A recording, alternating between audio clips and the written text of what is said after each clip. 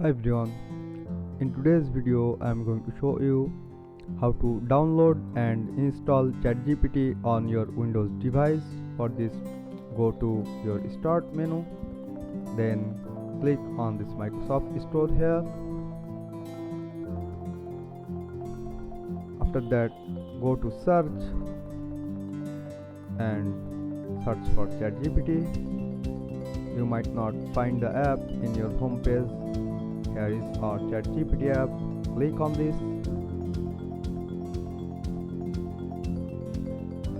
Before installing, please check the system requirements.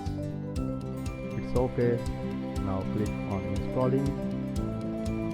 I'm skipping the installing part. Our ChatGPT app is installed. Now click on open here, and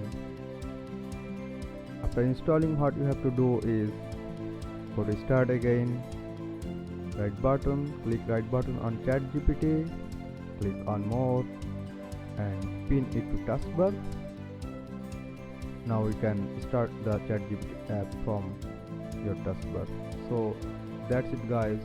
If this video helped you, please don't forget to subscribe, and thanks for watching.